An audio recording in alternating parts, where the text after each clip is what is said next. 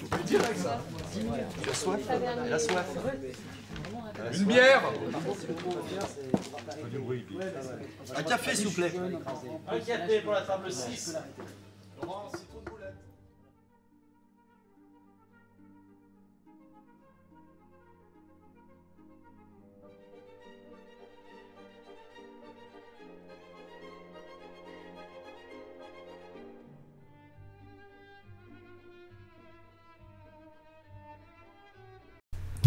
Salut à tous, bienvenue dans cette nouvelle émission de Bistrot des Gentilshommes. Alors aujourd'hui, on reçoit le parrain de l'émission, puisqu'il était présent pour la première. On avait parlé notamment de pédophilie au sein de l'Église catholique et des différences qui peuvent exister entre société moderne et société traditionnelle. Donc on le retrouve ce soir, c'est Pierre-Yves Lenoble. Bonjour Pierre-Yves. Bonjour, bonsoir, Martial et Ralph, et bonsoir aux auditeurs. Bonjour. On est ravis de te recevoir une nouvelle fois. Toi et moi, on se quitte plus puisqu'on a déjà fait 2 émissions ensemble, plus 2 émissions sur la chaîne du Bistrot. C'est une connexion qui marche bien. On retrouve Martial, comme d'habitude, le taulier, le patron du Bistrot. Et aujourd'hui, on a voulu faire une émission spéciale dédiée à Notre-Dame de Paris, à l'incendie qu'a touché Notre-Dame de Paris, aux réactions que ça a suscité, aux émotions que ça a suscité, à ce qui s'est passé, à ce que ça pourrait donner à l'avenir. Je ne sais pas si l'un d'entre vous aimerait introduire plus avant le sujet. Martial, je t'en prie. Oui, alors d'une part, on a tenu à pas faire cette émission à chaud au moment de l'incendie, à chaud avec et sans jeu de mots, tout simplement parce que à chaud, généralement, on raconte des conneries. Et une fois les cendres retombées, il apparaît quand même, et on va développer ça, que cet événement est vraisemblablement, sur le plan culturel, sur le plan symbolique, un des événements historiques majeurs de ces dernières années, peut-être même de ces dernières décennies. Et donc on va aborder tout cela ensemble. Pierre-Yves, est-ce que tu veux déjà introduire le sujet tel que tu le vois toi? Moi je le vois déjà à travers un prisme symbolique. C'est jamais anodin de voir un lieu de culte partir en fumée. Et là, Notre-Dame, en plus de ça, c'est un symbole qui dépasse même la catholicité, la chrétienté. C'est un monument, on va dire, touristique majeur. Et moi, je vais rentrer dans le vif du sujet. Pour moi, la première chose qui me saute à l'esprit, c'est que c'est un symbole de notre civilisation chrétienne qui s'écroule, même qui part en fumée depuis un moment. Hein, mais là, c'est le symbole final, j'allais dire. Oui, sur la question que symbolise Notre-Dame et que symbolise Notre-Dame dans le monde, parce qu'on a vu que ça a eu un retentissement mondial, mais que symbolise Notre-Dame pour les Français surtout. Et je rejoins Pierre-Yves quand il dit que ça va bien au-delà de la catholicité. La catholicité, c'est une forme traditionnelle dans laquelle s'est inscrite l'esprit traditionnel occidental à un moment donné dans l'histoire, à un moment très long de l'histoire, qui a duré plus de 1000 ans.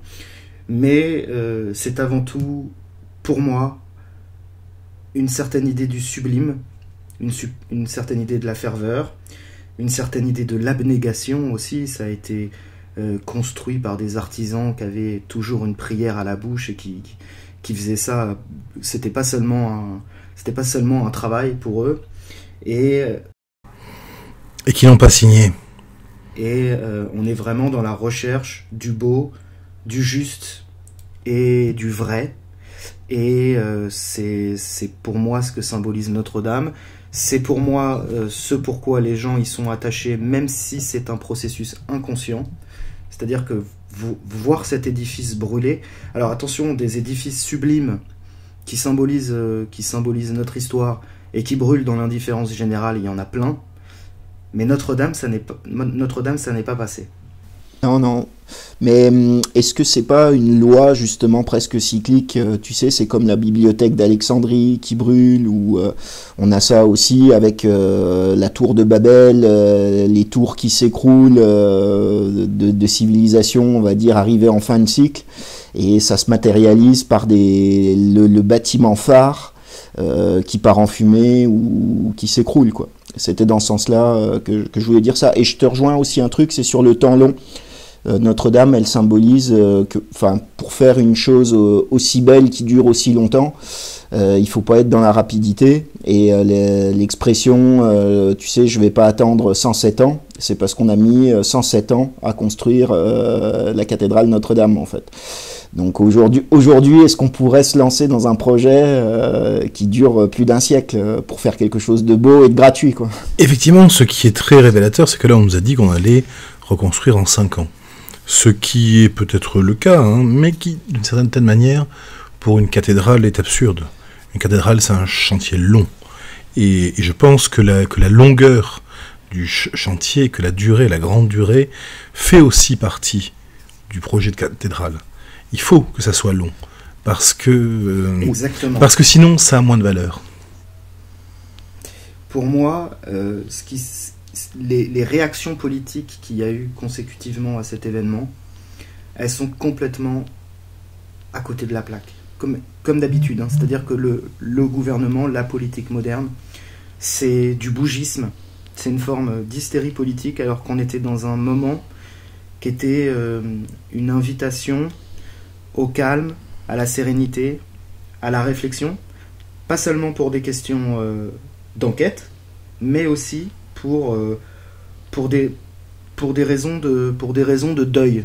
Et là, on a vu un gouvernement, ça m'a un peu fait penser, si vous voulez, au tonton riche qui meurt, et il y a les héritiers qui commencent déjà à danser autour du cadavre et à se disputer pour se partager l'héritage. Je ne sais pas si c'est suspect, mais déjà, je peux dire que c'est d'une indécence folle. Ouais. Et bah déjà, oui, totalement d'accord avec toi. Déjà, le décalage entre un monument aussi sublime et Macron qui parle, c'est incroyable comme décalage, quoi. Enfin, pour moi, ça saute aux yeux directement, quoi. On dirait vraiment qu'il a rien à faire là. Et Macron symbolise l'inverse de ce que symbolise Notre-Dame. Voilà, et ben j'allais sortir un proverbe populaire, parce que moi j'aime bien les proverbes populaires, c'est « La lenteur est de Dieu, la hâte est de Satan ». Ouais, très bien. C'est le genre de proverbe qui calme un peu tout le monde. C'est le genre de proverbe qui calme un peu tout le monde. Alors, je sais pas si Martial voulait... Sur ce plan-là, pas grand-chose. Alors effectivement, Pierre-Yves, tu parlais de Tour de Babel et autres.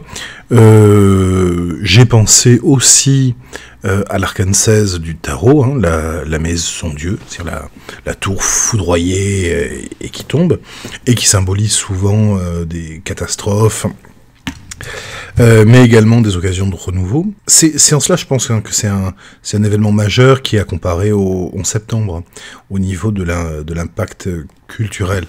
La chute de la tour, déjà, hein, il y a une... Oui. Moi, ce qui m'a beaucoup marqué, c'est cette image de l'intérieur, où tout avait brûlé, mais où restait cette croix solitaire, et où finalement, les murs ont tenu.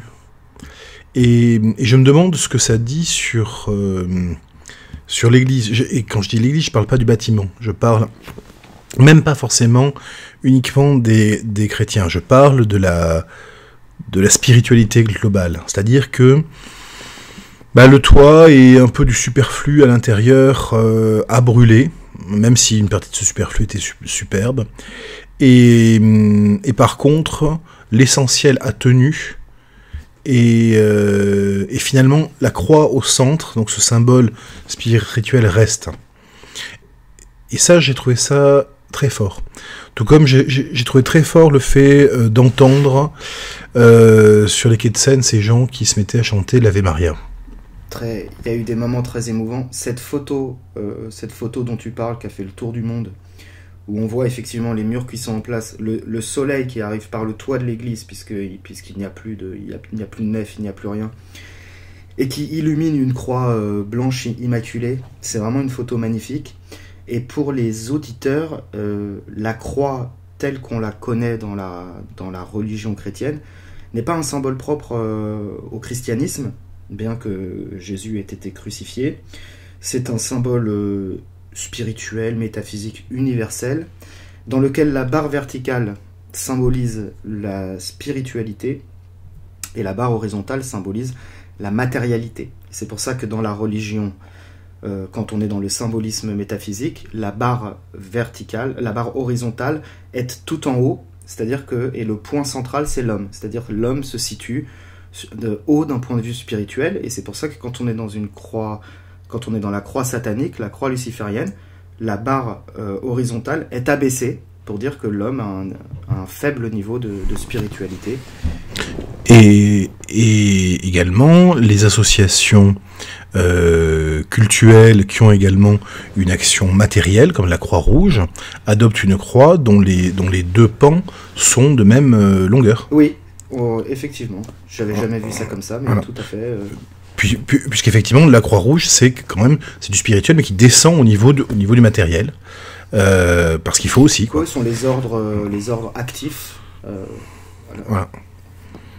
Voilà, c'est le point de rencontre de l'immanence et de la transcendance, en fait, la croix. Et alors, pour reprendre ce que tu disais, Martial, moi je vais faire une autre... Elle est tout à fait valable, hein, ton interprétation, et effectivement, j'ai vu la photo, c'est magnifique. Mais pour parler de l'Église, là, on va dire de l'Église catholique instituée, est-ce qu'on pourrait pas renverser l'image et dire que c'est une coque vide? Justement, il n'y a que les murs extérieurs, mais tout a cramé. Il reste plus que l'extérieur et l'intérieur à cramer, quoi. En gros. Oui, on peut le voir ainsi aussi. Ouais, c'est... Moi, je suis un peu pessimiste, hein. Mais bon. Enfin, pessimiste sur ces questions-là. Je suis pessimiste par rapport justement à l'Église catholique. À la spiritualité générale me semble très douteuse et très branlante, quoi. Donc c'est dans ce sens-là que justement cette Église qui s'écroule, j'y vois très peu de motifs de régénération. C'est pas nécessairement un bon présage. Mais ça peut l'être. Ça peut tout de même être une occasion de renaissance. Ça dépend de ce que les hommes en font. Hein. Là, pour l'instant, ce qu'ils ont l'air d'en faire, c'est de la com, c'est du hâtif, c'est du kitsch. C'est aussi au moment où on perd une chose qu'on s'aperçoit à quel point on y tenait, et à quel point c'était précieuse. Et je pense très sincèrement qu'il y a un certain nombre de gens en France qui, jusqu'à ce qu'ils voient brûler Notre-Dame, ne savaient pas à quel point ils étaient catholiques. Je ne veux pas dire forcément qu'ils allaient à la messe, hein, mais ne savaient pas à quel point ils étaient culturellement attachés au catholicisme, parce que aussi ça allait de soi. Ça va de soi d'avoir une église dans son village, ça va de soi de voir Notre-Dame. On est tellement habitués. Et c'est quand on le perd qu'on voit à quel point on y était attaché. Et donc je pense que ça a été aussi l'occasion pour un certain nombre de personnes de prendre conscience de leur attachement à ça et de lui donner un nom. Ça a été aussi l'occasion, pour une fois, en tout cas au niveau des instances officielles, je parle pas des connards sur Twitter, hein, mais au niveau des instances officielles, que ce soit juives ou musulmanes, d'avoir un assez beau concert de solidarité nationale, pour une fois, puisque que ce soit le CFCM ou les grands rabbins, ils ont été tout à fait bien, ils sont très bien comportés a priori. Ils ont saisi au vol la solennité du moment. Ils ont été à la hauteur de la solennité du moment. Ouais. Oui. Voilà. Ils ont compris que ils devaient être présents. Voilà. Delphine Orviller qui fait jouer un Ave Maria, le CFCM qui fait faire des quêtes pour la reconstruction. Voilà, c'est tout à fait bien.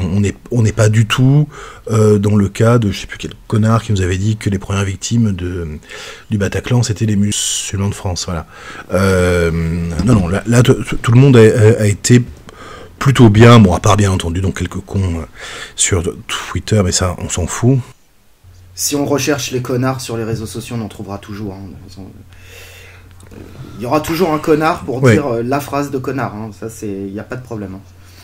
Dans l'ensemble, bien sûr, hein, c'est pas du tout une panacée, mais il y a, en tout cas pour certaines personnes, une occasion, en tout cas une opportunité de prise de conscience, voire même de solidarité.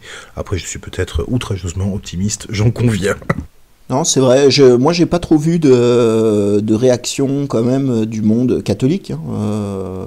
Je sais, j'ai pas tout vu. Hein. Très peu en fait. Ouais. Le pape est pas venu. Ouais. Pas encore. Ouais.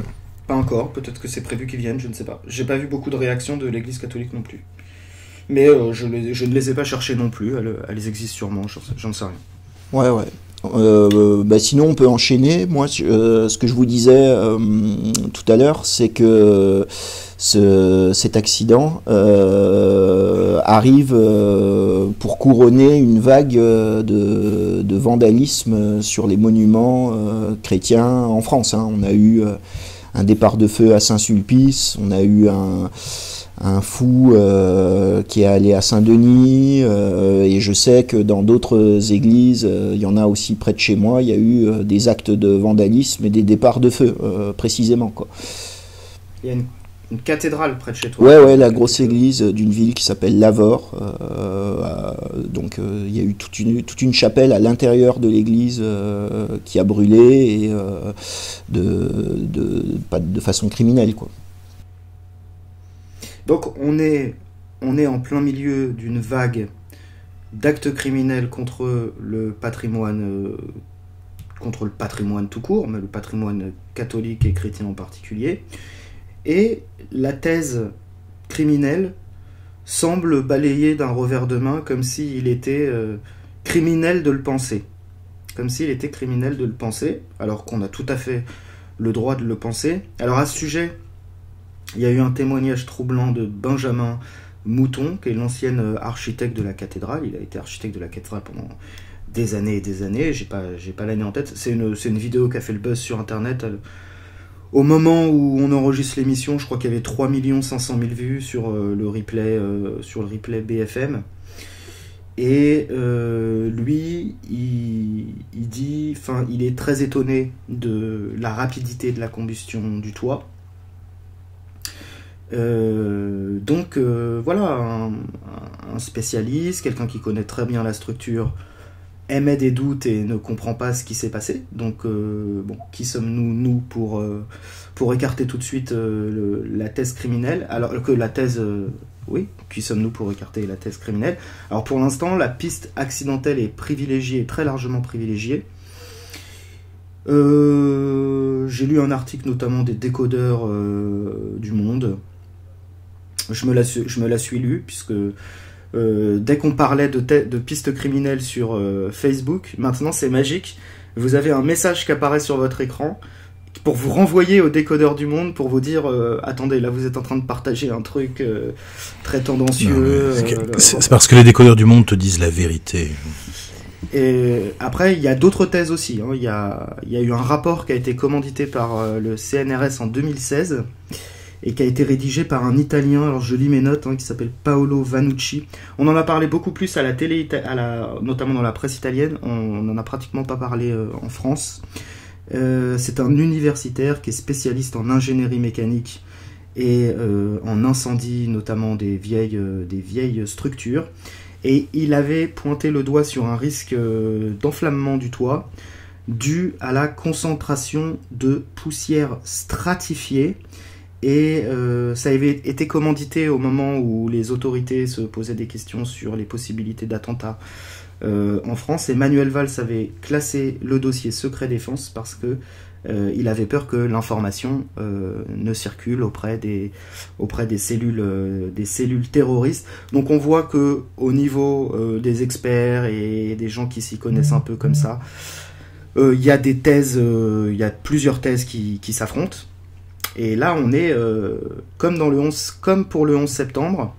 Il y a plein de Jean-Michel ingénieur au RSA sur Internet qui du jour au lendemain se transforme en bac plus 25 d'incendie de bâtiments médiévaux Expert en pyrotechnie. Et expert en pyrotechnie, en termites, qui vous explique la couleur. Bon, ça me fatigue déjà. J'ai l'impression de revenir 10 ans en arrière avec les reportages de Reopen 911. Je sens que on entend parler des mois, ça me fatigue. En fait, tout est fatigant parce que il y a aussi que, en gros, le système, il va tout de suite crier au complotisme si on n'est pas d'accord avec lui, mais il fait tout pour que ça sente le complot. Je sais pas si vous voyez ce que je veux dire, quoi. Ils auraient pu attendre.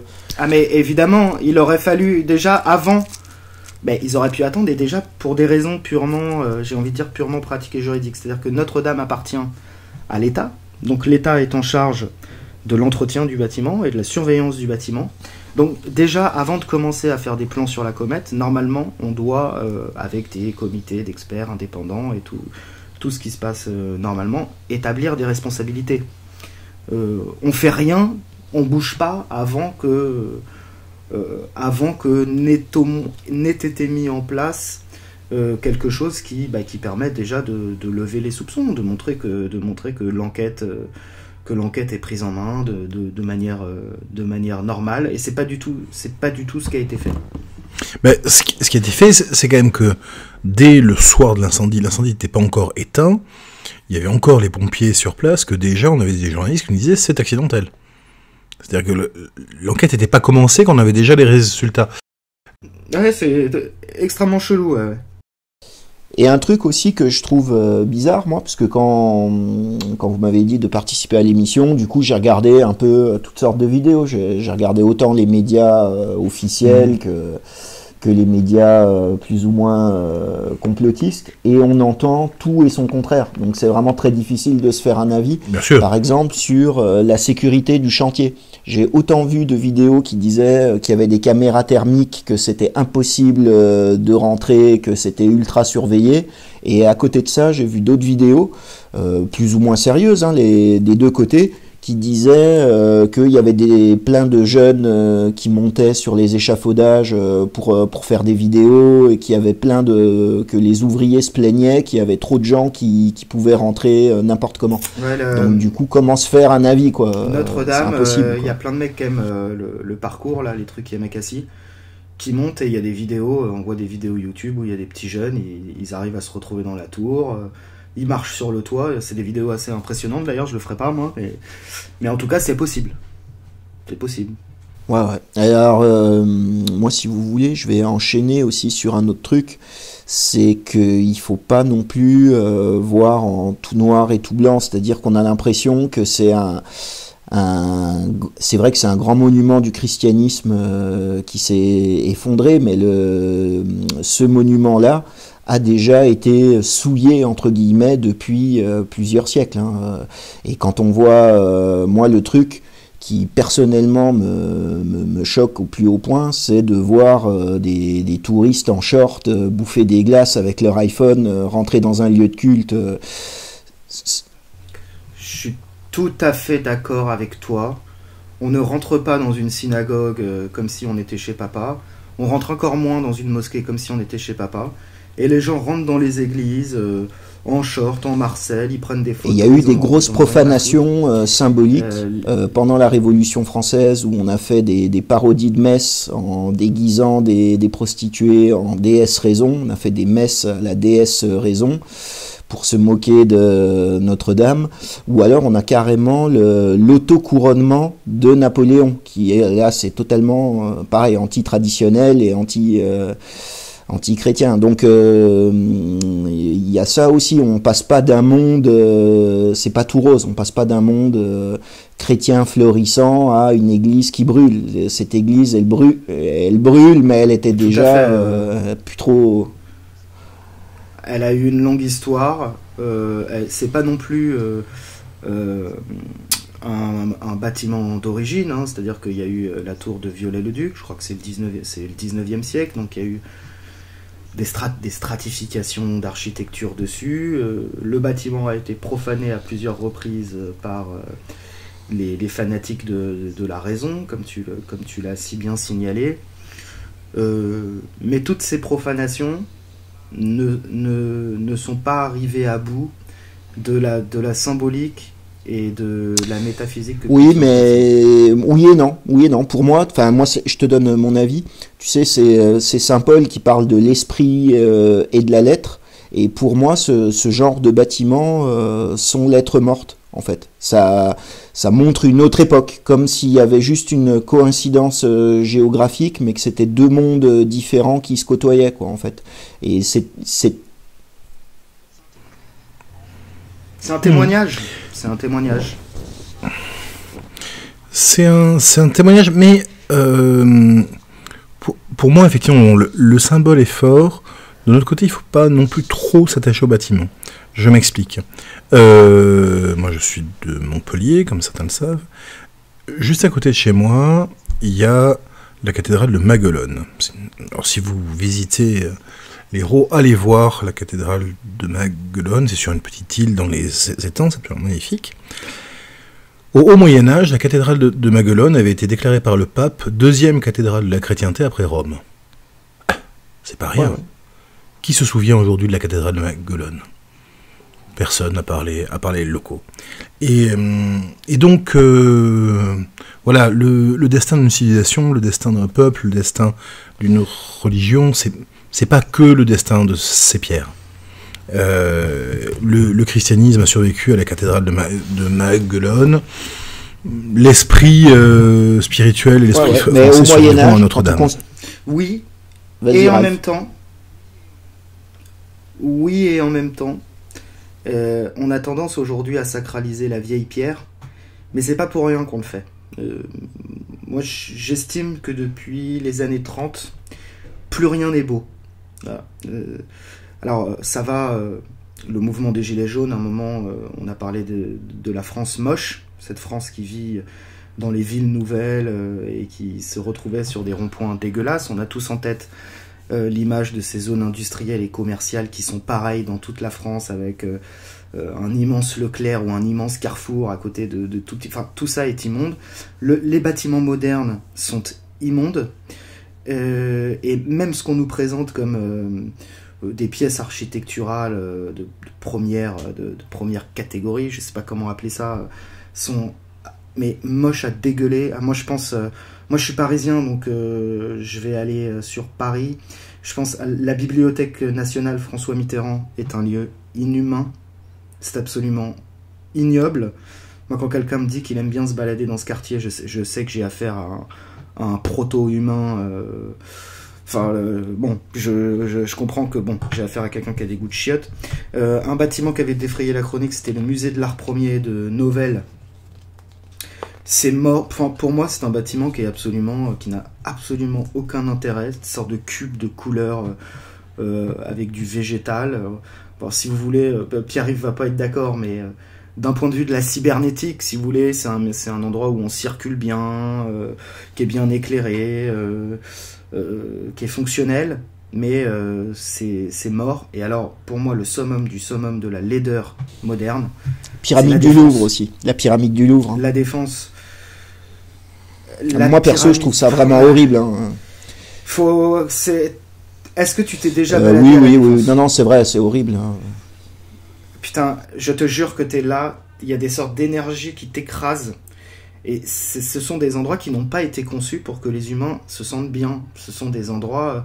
D'ailleurs, ce sont des endroits qu'attirent la laideur, quoi, qu'attirent les multinationales dégueulasses, qu'attirent les zonards. Il y a l'Opéra. Et toute cette liste de bâtiments, d'ailleurs, elle a été construite... ça a été fait par François Mitterrand, dans une optique plus ou moins de géographie sacrée. Je renvoie les auditeurs... Oui, alors tout est dans le prolongement...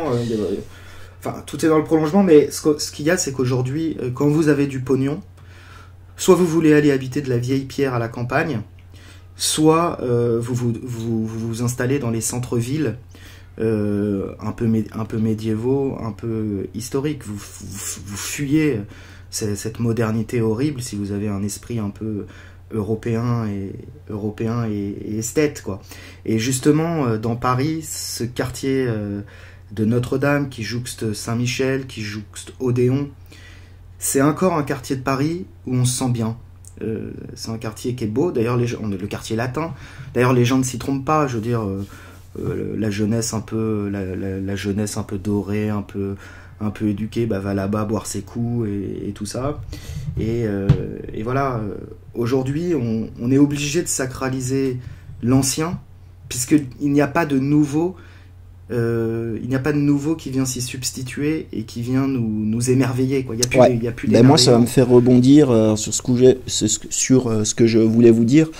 C'est que aujourd'hui, il n'y a plus d'élan constructif et vitaliste. Donc, ce qui va créer une union sacrée dans la population, vous voyez, c'est une destruction ou un drame, mais plus un projet de construction. Et à l'inverse, dans un monde traditionnel, à l'époque où les gens construisaient l'église Notre-Dame, les ruines de civilisations disparues étaient maudites. Donc on est aussi à une époque, depuis 200 ans, à sacraliser, entre guillemets, les ruines et les restes des civilisations anciennes, parce que c'est tout récent, finalement, de mettre des choses dans un musée. Il n'y a aucune civilisation humaine qui a développé le concept de musée ou d'archéologie, voire même au contraire, on retrouve souvent, il y a ça chez les peuplades arabes ou chez les Chinois par exemple, que tout ce qui est monument de civilisation disparue est habité par des démons, il faut s'en éloigner, voire les détruire, quoi. Les Chinois n'en ont rien à foutre de leur patrimoine, hein. Ils détruisent tout. Eux, ils sont très contents qu'on change. Et le musée qui symbolise une civilisation morte, le directeur d'un musée, c'est un conservateur, quoi. Comme dans les morgues, quoi. Et effectivement, les tableaux dans la musée, enfin, quand vous vous baladez dans un musée, vous avez l'impression de regarder une exposition de mort, quoi. Et plus rien n'est vivant. Moi, je vais souvent au musée d'Orsay à Paris, c'est mon musée préféré. Vous passez d'un Van Gogh à un tableau d'art pompier magnifique, voilà, quoi. Puis vous sortez, quoi. Alors que normalement, chaque tableau devrait illuminer un endroit de vie. Et là, vous en voyez 100 d'un coup et ça vous fait même pas d'émotion particulière parce que... Ouais, et moi ça c'est personnellement, moi je trouve qu'il y a vraiment une contradiction entre un monument majestueux, historique, une trace, un vestige du passé, et toutes ces hordes de touristes avec leur appareil photo. Enfin, moi, là, par exemple, tu parlais de Notre-Dame, tout ce quartier-là. Moi, je suis pas parisien, donc je sais pas. Mais la dernière fois que je suis allé visiter Notre-Dame, c'est pas un sentiment de tranquillité et d'apaisement que j'ai trouvé là-bas, quoi. Au contraire, quoi. C'était vraiment l'usine à touristes, quoi. Donc... ouais. Mais il y avait encore de jolies messes à Notre-Dame. J'ai assisté à des jolies messes à Notre-Dame, mais en effet, ces touristes... tous mal habillés qui rentrent dans Notre-Dame, c'est de la profanation, hein. Mais c'est vrai que, enfin, il n'y a pas que Notre-Dame, hein. Si tu vas à Saint-Pierre de Rome, tu constateras qu'à l'entrée, les gardes suisses, ils doivent rappeler aux gens que pas de décolleté, pas de short, pas de tongs. Ouais, il y a encore une petite ils font quand même régner une petite décence, quoi. Ouais, mais c'est dramatique qu'ils doivent le faire. C'est-à-dire que ça devrait être évident. Ouais, enfin, je sais pas, moi, quand je suis pas catholique, je suis pas baptisé ni rien. Quand je rentre dans une église, je le fais de manière solennelle. Je fais une petite prière. J'essaye de pas être un gros connard de touriste, même si je rentre aussi pour regarder les vestiges, les œuvres artistiques. Oui, mais je pense que c'est important de garder, même quand on n'est pas chrétien, ou même quand on n'est pas croyant du tout, de garder une certaine notion de sacré. C'est-à-dire qu'il y a des lieux, il y a des situations qui ne sont pas comme les autres, qui sont à part. D'ailleurs, une église, c'est pas un McDo. On doit respecter le sacré d'où qu'il vienne. D'ailleurs, là, je reprends juste de l'étymologie. Le mot sacré veut dire à part, tout simplement. Ça vient de la racine indo-européenne sacer, qui veut dire mettre à part. Et tu as exactement le même sens en hébreu biblique, où sacré c'est kadosh, et kadosh ça veut dire séparé, distinct. Donc c'est ce qui n'est pas comme le reste. Voilà. Effectivement, on est dans un temps de grande confusion, où tout vaut tout, et où donc, si tout vaut tout, rien ne vaut rien. Hein. Et où effectivement il n'y a pas de sacré, puisque il n'y a rien de vraiment distinct. Tu peux rentrer dans une église en tongs, c'est pas un problème.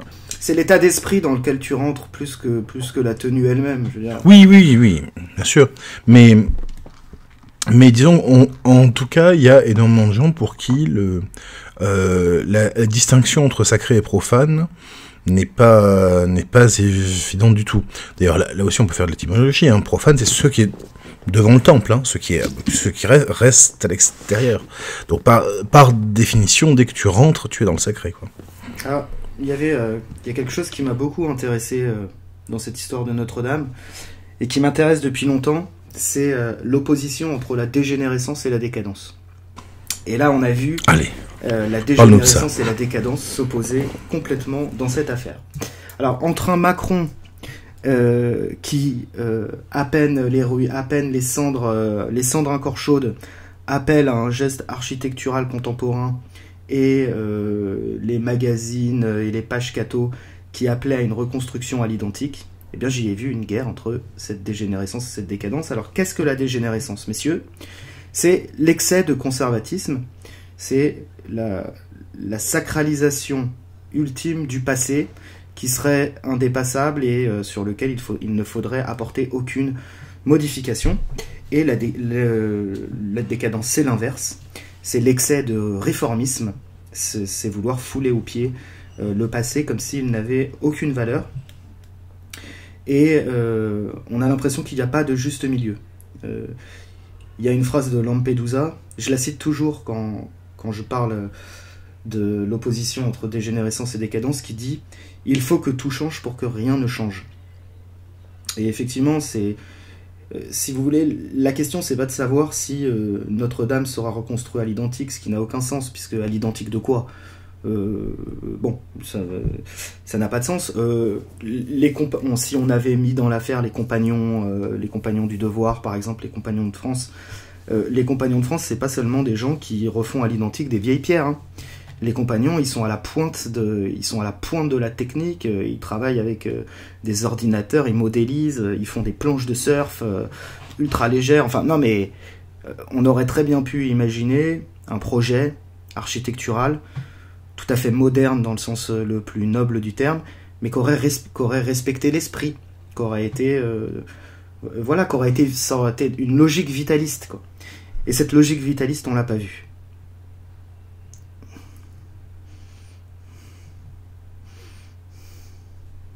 C'est pour ça que je parle, moi, de coque vide. En fait, quand l'esprit s'en va, est-ce qu'on peut le faire revenir, en fait? Il y a la lettre qui reste, mais ça reste lettre morte. Moi, c'est mon avis. Hein. Je pense pas qu'on puisse... déjà que c'était pas génial avant, mais là, ils vont refaire un truc. On peut être sûr que, non, justement, tu parlais des compagnons. Oui, eux, ils pourraient faire un joli projet, mais ça sera pas eux. Dès le départ, on aurait dû associer les spécialistes du patrimoine, les compagnons, et pas faire un concours d'architecture avec tous les cabinets d'architectes modernes ou je ne sais quoi, c'est n'importe quoi. Les spécialistes du patrimoine, ils y sont associés. Hein. Je connais bien un architecte de bâtiments de France qui est spécialisé dans la forêt de Notre-Dame. Ils sont associés dès l'heure 2 de l'incendie. Hein. Mais effectivement, c'est assez curieux de se lancer dans un concours alors que, pour l'instant, limite les cendres sont encore chaudes, que il n'y a pas eu de grands débats, de grandes décisions, savoir qu'est-ce qu'on va en faire. Que l'on refasse à l'identique sur les techniques anciennes, personnellement, ça me semble assez absurde. Tout simplement parce que l'histoire des cathédrales, c'est aussi l'histoire de leurs incendies, de leurs accidents, etc. Et on a toujours refait avec les techniques du jour. C'est pour ça que la plupart des cathédrales sont des empilements de techniques successives, hein, voilà. Des patchwork. Voilà. Faut aller à Cordoue. Cordoue, c'est vraiment le cas. Mais après, voilà, peut-être qu'on n'est pas obligé d'en faire un nightclub non plus, quoi. Mais Macron, là, on sent quand même que Macron a sauté sur l'occasion, dès les premières heures, pour faire de Notre-Dame un nouveau symbole de l'open society à la Davos, un petit peu. C'est-à-dire qu'il est trop content de récupérer ce bâtiment qui symbolise, dans l'inconscient français et mondial, une tradition disparue. Il est trop content d'en faire la nouvelle vitrine du monde mondialisé post-moderne. Dans la même veine, il y a un truc qui m'a fait bien rire. Facebook a lancé une cagnotte pour récupérer des fonds pour Notre-Dame. La cagnotte s'appelle Let's Save Notre-Dame de Paris Together. Oh, super. Mais moi, franchement, je suis prêt à mettre ma main à couper que ça sera un projet dégueulasse. Ah, que aussi, ça ouais. va être un truc. Il va y avoir des centres commerciaux, un truc Non, payant. peut-être pas des centres commerciaux, mais ça va être Mais dégueulasse. Ouais, mais il y a c'est des possible. projets sous l'esplanade de faire des centres commerciaux, quoi. Non, mais ce J'ai serait- vu ça. C'est des projets. Hein, je dis pas que ça va se faire, mais moi je dis que de toute façon, on va Tout se est taper possible. un plug anal en verre à la place de la tour. Il y a ça déjà va eu être un des truc montages dans le- rigolos avec une grosse bite. Mais en fait, on vit dans une époque tellement folle que... Enfin, moi, c'est ce que je me dis depuis 20 ans, si tu veux. Je me dis, bon, ça peut difficilement être pire. Et puis, Non, en fait, je découvre les abîmes. Je découvre qu'on peut Ouais, toujours ouais. creuser.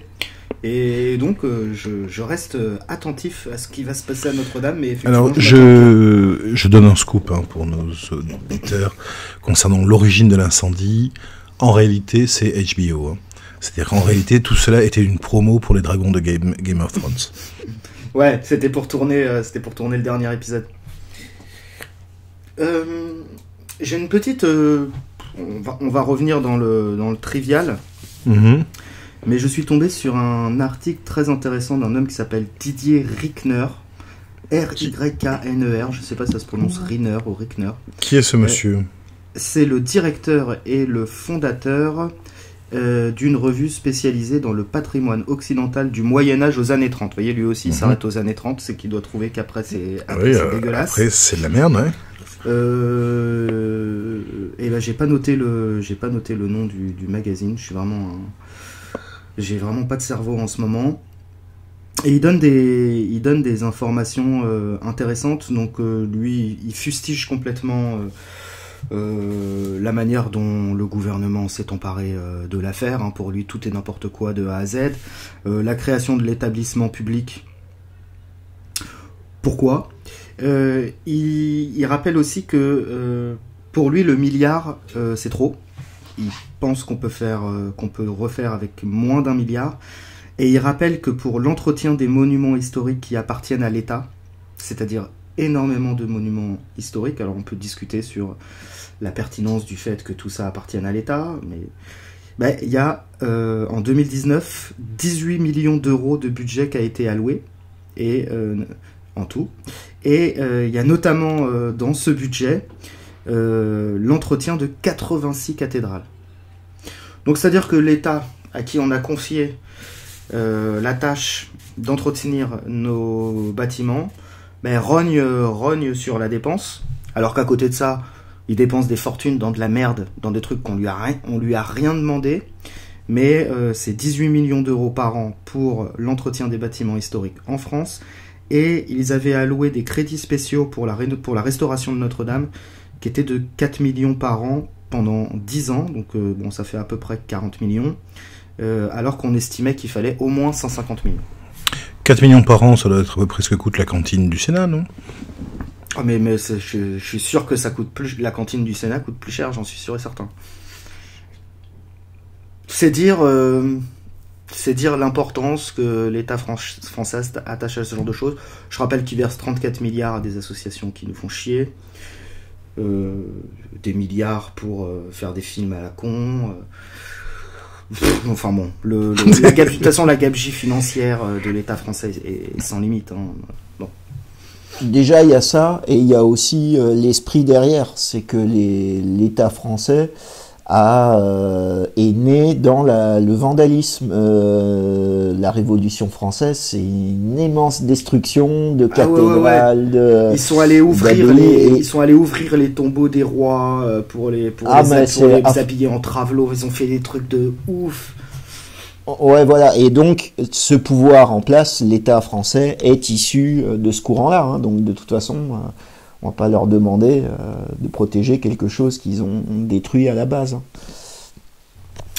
Mais parce que il y a aussi un truc. Quand je disais qu'il y avait un décalage de voir Macron s'emparer du sujet tout de suite après l'incendie, c'est que Macron, il représente justement l'anti-catholicisme, l'anti-christianisme par excellence. Ah oui, Macron, c'est l'homme moderne. C'est le pape de la laïcité, quoi. C'est le pape de la laïcité, c'est l'archétype du développement personnel, du winner dans le bougisme perpétuel, du réformateur fou furieux. Et puis c'est l'homme de la banque. Or, Jésus l'a bien dit, vous ne pouvez avoir deux maîtres. Ce sera moi ou Mammon. Et donc c'est un homme de Mammon. Oui. Oh ouais, tout à fait. Vous ne pouvez adorer Dieu et Mammon en même temps. Et les gens qui sont derrière lui, moi je pensais aussi, par exemple, on a entendu Bernard Arnault tout de suite se proposer, mais Bernard Arnault, c'est le pape de l'art dégénéré. Il a un musée à Venise, c'est que des œuvres d'art modernes, horribles, d'art contemporain, dégénéré. Donc du coup, ça fait bizarre de voir ces gens-là prendre en charge la reconstruction d'une cathédrale, quoi. Enfin, il y a comme une erreur de casting, quoi. Ouais, il y a une erreur de casting, et comme je dis, c'est vraiment les rapaces qui sont trop heureux de s'approprier ce symbole, quoi, pour en faire la chiasse qu'ils aiment bien, quoi. Ça, on verra ce qu'ils en font. On verra, oui. Sur la réaction de Bernard Arnault, je serais plus mitigé. À toute époque, on a eu les grands seigneurs du temps qui ont voulu associer leur nom à la construction, à la reconstruction de grands bâtiments. C'est pas spécialement étonnant, quoi. Hein. Par contre, ouais, mais franchement, t'as vu les œuvres d'art qu'il y a dans ce musée? Oui, non, mais c'est un. Tu vois ce que je veux dire, bien sûr, mais c'est parce qu'on a une époque inversée, quoi. C'est que, en gros, c'est pas les Médicis, Bernard Arnault. C'est ça. Voilà. C'est que normalement, les hauts personnages, c'est des mécènes, et justement, en finançant ces gros bâtiments, ils se donnent un certain prestige, en plus de leur prestige financier. Mais là, on est dans une époque inversée, quoi. Il y a toujours ce même principe, sauf que la personne, elle collectionne des trucs horribles, quoi. Mais elle les collectionne dans un but exclusivement financier, je pense. Je suis pas certain que Bernard Arnault soit assez con pour apprécier les chiens gonflables, le vagin de la reine ou les plugs géants, quoi. Ralph? L'art moderne aujourd'hui n'a plus rien à voir avec le beau, le bien, le juste, le beau, la technique. Hein. L'art moderne est une valeur financière. C'est ça. Défiscalisée, liquide, mutable. Ça n'a de valeur que la valeur qu'on lui donne. Koons, par exemple, et il le dit de toute façon de manière complètement décomplexée, il dit mon but artistique, c'est de faire monter la valeur, quoi, c'est devenu un but artistique en soi. Le seul truc, c'est que si vous, demain, vous voulez faire de la merde, si vous voulez faire de l'art moderne de merde, parce que moi aussi, je sais en faire des grosses bites vertes. Je peux en faire avec mon caca tous les matins, si vous voulez. Mais moi, je serais pas mis sur la liste. On donnera pas de valeur à mon œuvre parce que je fais pas partie du sérail. C'est ça. C'est aussi cet art dégénéré un mode de détournement d'argent public. C'est-à-dire que vous avez effectivement des gens protégés, des fils de la bourgeoisie, etc. S'ils n'ont pas été assez malins pour faire l'ENA, ils peuvent toujours faire artistes contemporains, leur petit frère, attends, leur cousin ou autre, leur feront acheter par un musée national des œuvres sans intérêt. Si vous d'un point de vue, oui. Je sais pas si tu te rends compte ce que ça veut dire d'un point de vue capitalistique, Marcel. Ah oui, c'est quasiment de l'alchimie. C'est-à-dire qu'on a transformé du plomb en or. C'est-à-dire qu'on fait de la merde. Tu crées du pognon à partir de rien. À partir de rien. C'est fou. Un mec, il peint des œuvres en noir, il chie sur une toile, il empaille un pigeon en lui mettant un avion dans l'œil. Je sais pas, tu peux tout imaginer. Et ça se met à valoir des centaines de millions. Bah, c'est cabalistique, ce truc. À Marseille, au musée d'art contemporain de Marseille, la dernière fois que j'y suis allé, j'ai vu une magnifique œuvre, c'était 1 mètre cube d'ail. C'est-à-dire, c'était 1 mètre cube, enfin, une grosse boîte d'1 mètre cube avec des gousses d'ail. Voilà. Ça c'est une œuvre. Bon. Si vous aimez pas ça, vous êtes un beauf et un gros con. Un fasciste. Attention. Un fasciste. Et un fasciste. Ouais. Et moi, tout ça, ça me rappelle encore une fois la phrase de Guy Debord que j'ai citée l'autre coup. C'est tout ce qui était directement vécu s'est évanoui en une représentation. Voilà. Et donc, soit on construit des cathédrales, soit on fait de la représentation de son art.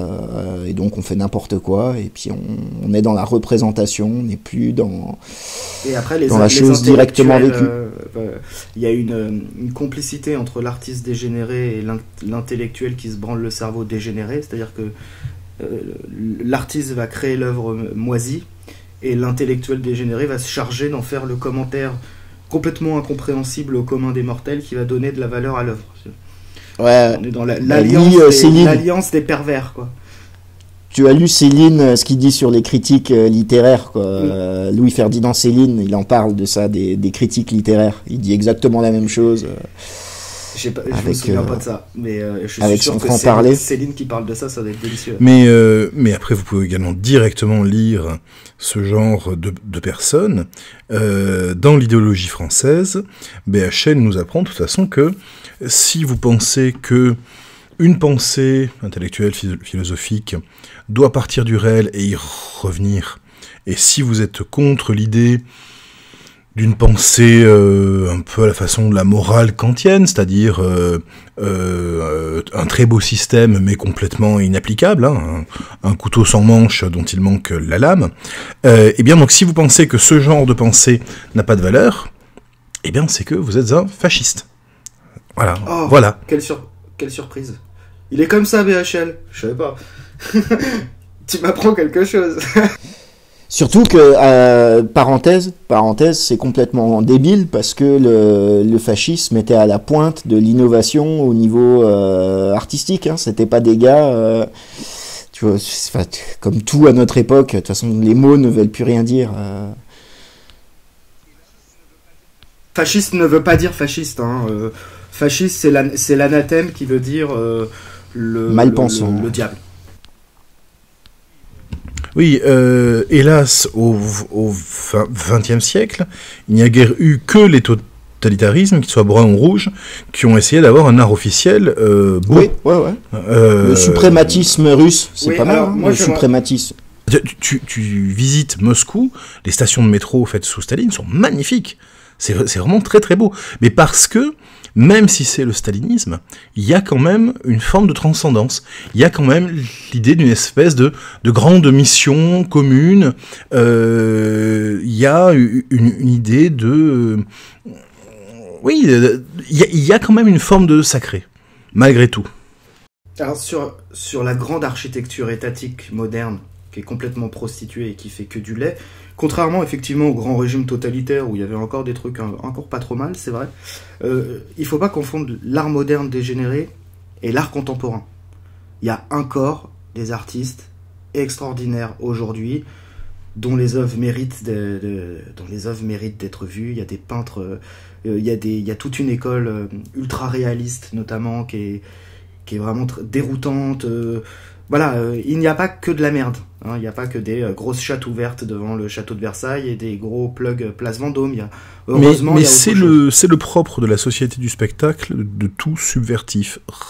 Et il faut se dire que de toute façon, tout ce qui arrive sur le devant de la scène médiatique est faux. C'est le mouvement autonome Oui, du non-vivant, comme dirait Guy Debord. Et d'ailleurs, c'est marrant parce que, tu vois, on parlait du communisme ou du fascisme, donc c'était les élites qui voulaient imprimer une nouvelle tendance artistique pour imprimer leur pouvoir.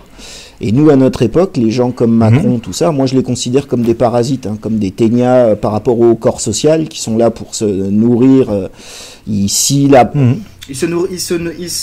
C'est exactement... Voilà, et bah du coup, leur art, ça sera un art parasitaire. Ils vont garder les murs de Notre-Dame et puis rajouter des merdes par-dessus en faisant croire que c'est eux... que Notre-Dame leur appartient, voilà. que Notre-Dame, voilà, ça sera une singerie, quoi. Ouais, mais et on en revient aussi à ce qu'on s'était dit la dernière fois, Pierre-Yves. C'est-à-dire qu'à un moment, faut pas croire qu'on est le jouet d'élite dégénérée qui serait plus forte que nous. Je crois sincèrement que Macron et toute la team Macron et tous les intellectuels qui font la vie intellectuelle française et tous les hommes d'affaires qui impriment leur marque à la manière dont on produit ce que l'on consomme, eh bien, les Français le méritent. Je le dis, ils le méritent. Quand on a BHL, Attali à la télé, quand on a voté pour Macron, tant pis pour... Non, c'est vrai. De toute façon, tu sais, il y a toujours 10-5% qui dirigent la masse, quelle que soit l'époque.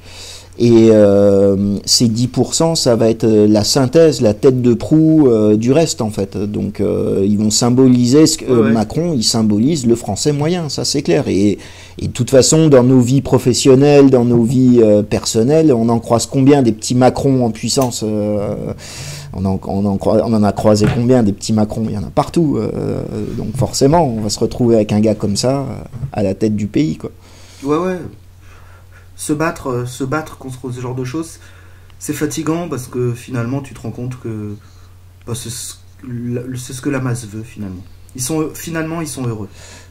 C'est ce qu'ils veulent. Ouais, après, il y a aussi, tu sais, moi je trouve que de toute façon en France, il y a toujours eu deux France. Il y a la France laïcarde et la France catholique, on va dire. Et ça rejoint ce que tu disais sur les dégénérés et les décadents, quoi. Il y a des gens qui veulent sauver quelque chose qui est pour moi mort, et d'autres, ils vont vers le n'importe quoi, quoi. Donc c'est un peu compliqué de trouver le juste milieu là-dedans. Oui, et il y a très peu de juste milieu, ouais. Mais la société changera quand le peuple se sera changé lui-même. Et en attendant, ça sert à rien de se battre pour lui. Non, c'est vrai, mais est-ce que ça arrive en fait? C'est là où ça peut peut-être paraître pessimiste ce que je vais dire, mais on peut se changer, je pense, au niveau individuel, mais collectivement, on va à l'abîme. Enfin, moi, c'est mon avis. Et ça s'accélère en plus de ça, quoi. Mais c'est ce que disent toutes les doctrines traditionnelles. Ils disent que dans les époques de décadence ou de dégénérescence, il y a beaucoup plus de possibilités de salut individuel. Oui, ça on l'avait évoqué l'autre fois. C'est beaucoup plus facile, spirituellement, intellectuellement, de sortir de la masse aujourd'hui qu'il y a quelques siècles. Très certainement. Est-ce qu'il y a une si grande différence que ça entre la somme des saluts individuels et le salut collectif? C'est une autre question. Je pense que l'élite doit se soucier du salut collectif. C'est son travail premier. C'est beaucoup demandé. Oui, effectivement, mais c'est pas dit qu'il y réussisse, mais il doit au moins essayer. C'est beaucoup demandé. Quand des ascètes ou des gens très sages, ils disent jamais qu'ils sont parvenus, hein. Ils disent qu'ils sont sur le chemin d'eux. Personne ne se dit, par exemple, dans la culture islamique, aucun soufi ne se dira soufi. Il dira qu'il est sur la voie du soufisme. J'imagine que dans le christianisme, c'est exactement pareil partout. Oui, quand tu prends la vie des saints, il n'y en a pas beaucoup qui, de leur vivant, disent qu'ils sont saints, quoi. Bien sûr.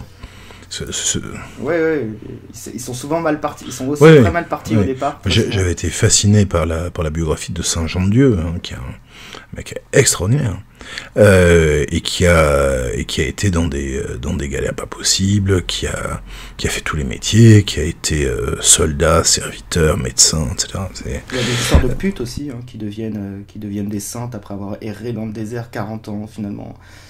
La plus grande pute de Babylone qui finit par être une sainte.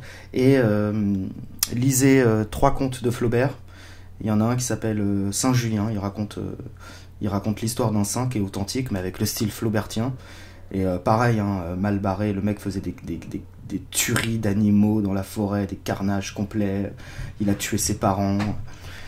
Et puis il est arrivé à la sainteté.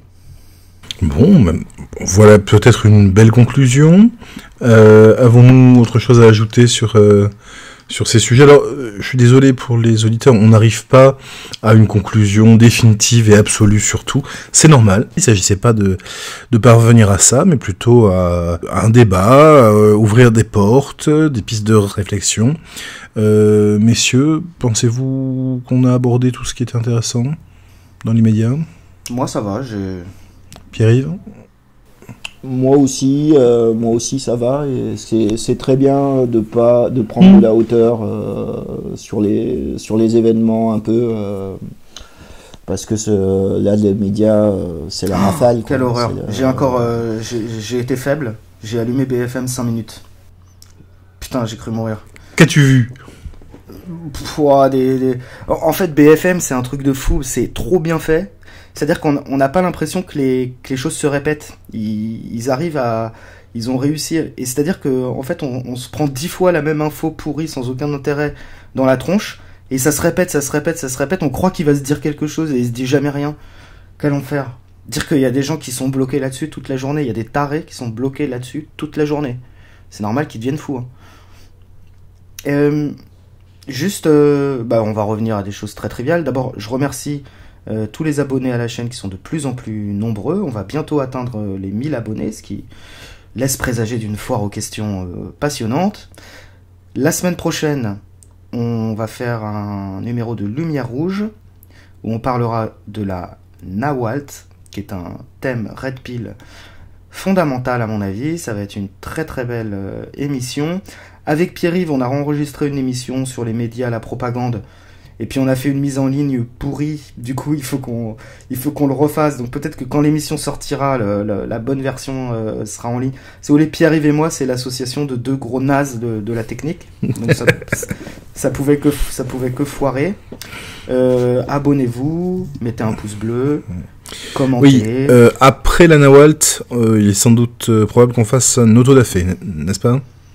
Un autodafé sur un bouquin de ouf. Un bouquin de ouf. Je sais pas, on donne le titre on peut, ouais.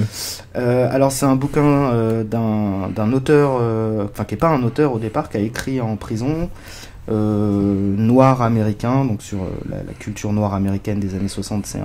C'est un big boss, et ça a été un macro pendant 20 ans, et il a écrit un livre sur la manière dont il gérait ses putes, qui s'appelle Pimp, et qui est à la base de toute l'imagerie noire américaine du macro, avec le manteau en fourrure, la chaîne en or, la grosse gifle, le pétasse et compagnie. Et c'est beaucoup plus intéressant qu'on pourrait le croire à première vue, parce que les macros sont des très fins connaisseurs de la nature humaine. Oui. Peut-être même les plus fins connaisseurs de tous. Bon. Eh bien, merci messieurs, je vous souhaite une bonne fin de journée, soirée ou autre, et vous dis à très bientôt. Ciao, ciao. Ciao, ciao. Et bah voilà.